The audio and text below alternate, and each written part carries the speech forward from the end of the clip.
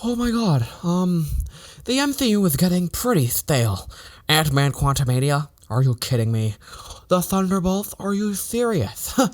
Wow, it's boring, it's not even visually interesting, and it's just, nothing interesting is happening with Marvel content anymore. You watch Moon Girl, bitch!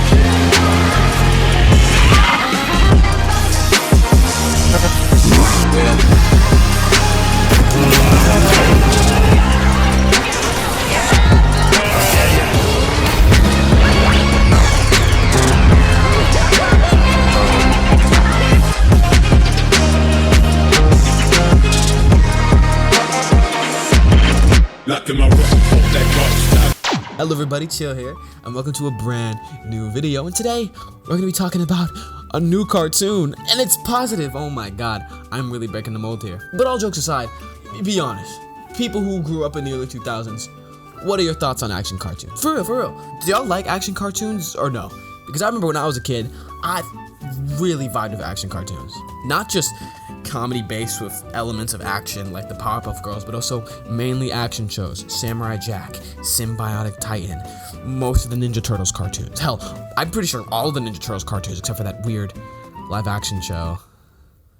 Ugh. Kim Possible, Jake Long the American Dragon, Danny Phantom, The Secret Saturdays, Code Lyoko, The Powerpuff Girls Z. Hell, even now, like the very minimum amount of action cartoons we're getting, I just adore. Invincible, Lego Monkey Kid, Glitch Tex, Rise of the TMNT. Hell, Owl House and Amphibia had some action elements. But something I love more than action cartoons are comic books. Ever since I was a little kid and my dad took me to the fucking mall and I saw a damn Spider-Man, old Spider-Man comic, and I picked it up and I read it all and I didn't even buy it. Pussy! I have adored comic books. Anything from Marvel, DC, Dark Horse, Image, hell, even Japanese comics. My Hero Academia, One Piece, Chainsaw Man, JoJo's Bizarre Adventure. Comic books are just a major part in my life. Hell, maybe at some point I'll make a whole video about my favorite comics because I could talk for hours about them. But what I love, especially, is action cartoon adaptations of comic books.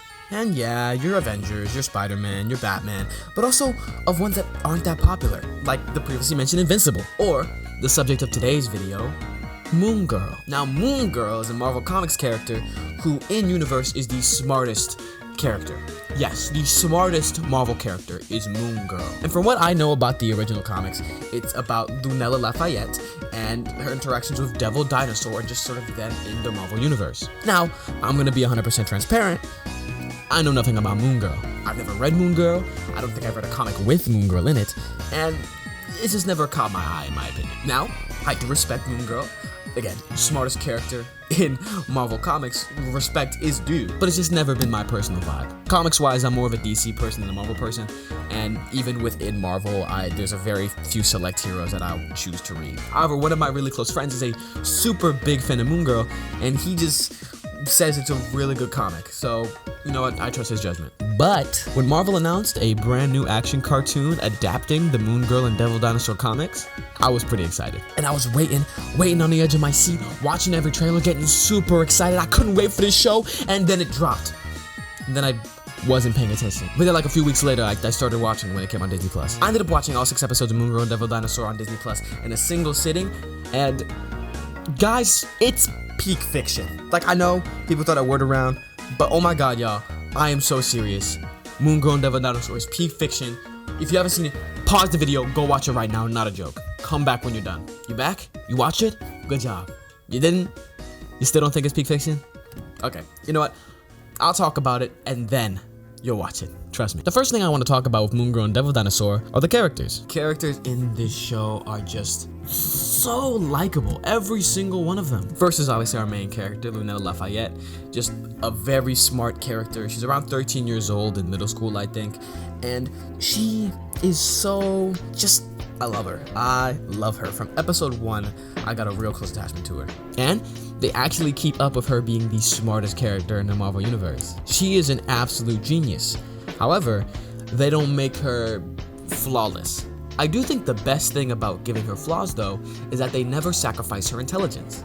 It's very easy to take a character that's supposed to be super smart and make their flaw ooh, they made a mistake, you know, because that's just like, it subverts your expectations. But a lot of her flaws come from her intelligence, come from how confident she is, because she is smart as hell, but sometimes she's overconfident or she lacks patience, and that's where the conflict comes from. And it's really, really interesting. And they actually have her learn, which I always appreciate. It's very easy for action cartoons to sort of, you know, have characters either not learn their lessons and repeat the same lessons, or just sort of ignore what happened in the previous episode and never, you know, show those lessons come into play again. And I guarantee you that does not happen with this show at all. But aside from Lunella, we have other characters. We obviously have the devil Dinosaur. He doesn't do much. He's just sort of a cute animal sidekick for cool action, so I'm not really gonna talk about him. But then we have Lunella's best friend, Casey. And I'm gonna be real, at first, I thought I was not gonna mess with Casey. I remember watching the trailers and people were like, this is not a character from the comics, and I'm not sure if that's true or not. But it was just the vibes. I was like, oh, is this gonna be the character that always sort of messes Lunella up, or sort of like the one trying to grab at the younger audience, trying to connect with younger people? But I like her a lot. There were a lot of moments where she was great comedic relief, and a lot of moments where she was a great friend to Lunella, which I think both are equally important. Other characters in the show include, you know, some of the villains, some of the school side characters, but there's a certain group of characters that I really, really want to talk about, and that is Lunella's family. Wow, do I love them. They are all excellent parental figures. Lunella's mom, dad, grandmother, and grandfather. They all obviously love her. And you know what? They show that in every single episode. But they also have personalities outside of just being Lunella's family. I can see them having likes, dislikes, pet peeves, little character quirks. But I really mess with every single one of the family members. My personal favorites are Lunella's dad and grandmother. Now, I'm not going to talk about every single character that appears, but there is a character that appears in the later half of the season that is voiced by a certain famous person that is an interesting interpretation of an existing comic book character that I like very much. And I think what they did was great. I can see some comic book fans being pretty angry at how they tackled this character, but me, personally, I really liked it. One great thing across every single character, though, is how they're written. Every single one, from main characters to side characters to really small one-off characters, are treated with a care and consistency that makes them feel real. Like, I think it would be difficult to rank the characters in the show after, like, the main characters that I really love, just because there's no one that's really unlikable in this show, which is really odd. I mean, I don't adore everyone, but I don't hate nobody either. Another thing about the writing is the storyline. Now, Moon Girl and Devil Dinosaur is not a story-based show per se. There is not a plot that Moon Girl is following. There's not an end goal.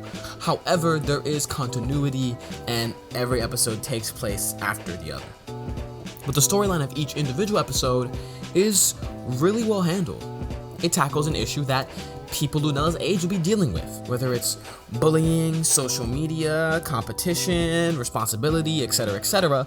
It's really well handled. And it always has that superhero twist, which I just love. And it always makes sure to have that distinction between the superhero world and the very real world without it feeling jarring jumping between the two. I would love to talk more about the writing, but I don't want to make this a super spoiler-filled video because I do want y'all to watch it if you have not seen it already. But I will say, the best thing about this show is the animation. Now, Moon Girl and Devil Dinosaur is being worked on by the legendary animators over at Flying Bark Studios, and they are doing amazing. Every single episode is stunning. The art style, I personally love the art style. I know people who don't really mess with it, but I think watch the show, give it a chance, it'll grow on you. Flying Bark is also the studio that's done Glitch Text, Lego Monkey Kid, Rise of the TMNT, and they're actually about to work on some stuff for Avatar Studios. But unlike those shows, which in my opinion, their biggest strong suits were action choreography, I think here, the best thing is color. And even if I say the choreography is not the main thing that the animation does, well, it's not like it's bad. It's pretty good, and sometimes I audibly yelled, I audibly went damn, I audibly went wow, the animation's real good. And you know what, I still stand, the animation is the best part of this show, but I will say, a close second for me is the music. Now, Moon Girl and Devil Dinosaur has a banger soundtrack, and there's two sides to this coin. There is the original soundtrack, which has the background tunes, and also the opening theme, which is sung by Lunella's voice actress, Diamond White. And of course, you know, the background tracks are just bangers. It's really interesting to hear like type beats used as background music in shows. But the other side of that musical coin that Moon Girl has is the licensed music. Now, I'm gonna admit it, I'm not a fan of licensed music. In a lot of movies or shows, they will use licensed music to sort of tell you how a character is feeling, or just sort of be like, hey, you know this song? Here's a montage. And it doesn't make me mad. It's just like, oh, okay. It sort of makes me roll my eyes. There are some instances, hell, a lot of instances, where licensed music has been used to its advantage. But Moon Girl and Devil Dinosaur does licensed music really, really well. They only do it during fight scenes. I'll support this. I mean, everyone does. I don't think anyone could be against this. Like, if you're watching this video, you've definitely listened to like a song on like your phone or on the internet and just like imagined a fight scene. Like driving in the car, imagining a little dude running, like you know the feeling. This is literally it. And the song choices, mind-blowing sometimes. When I tell you that there is Sweatpants by Childish Gambino in this show, I'm so serious. I am so serious. And yes, they do censor it, but it's fine. It don't matter. The music in the show is just amazing, and I love that they use actual black music. And that goes into my final point. In my opinion, y'all should be watching Moon Girl and Devil Dinosaur because it's important. Now, in my inside job video, I said I don't like feeling like I need to watch shows for them to survive. That's not what I'm saying. I'm not saying you should watch Moon Girl so it doesn't get canceled. I'm saying you should watch it because it's a monumental show for the industry. With the animation, the music, the characters, the writing, all surrounded about a show about the smartest black girl. And in my opinion, Moon Girl is gonna be a role model for a lot of black little girls, hell, black little boys, black little kids, black people. Just, this show is really important. As someone as a kid who did not have a lot of black superhero role models, who kind of had to grip onto the static shots, onto the Jon Stewarts, seeing something like this of a really obscure comic book character just makes me happy. My point is, everyone, watch Moon Girl. It's a really good action cartoon. But those are my thoughts, my very incoherent thoughts. Again, I was just spitting out top of my brain. I didn't want to spoil anything, so just kind of talking. But if you have your own thoughts on Moon Girl and Devil Dinosaur, if you disagreed or agreed with me, comment them down below. I would love to hear what you guys have to say. And while you're down there, don't forget to click that like button, subscribe so you know when I upload. Also, click that little bell icon so you get notified whenever I upload. And if you want to stay tuned with what I'm doing on any other platforms, follow my social medias: Twitter, Instagram @Chillixion, TikTok @Chillixion with 2 X's, and my Twitch, Chillixion TW. I haven't streamed in a while, but I do stream Pokemon, and I'm planning on doing other video games, I promise. And also, check out my music. As you saw at the beginning of the video, I do have a new single out, Open For You. It is the first leading single off of my upcoming album, Party of One. I'm just very excited to share that with you guys. And if you love me, please, just check it out. Even 1 view is enough. But, everyone, those are my thoughts. I was Chillixion, and I hope all of you have a damn good one. Peace.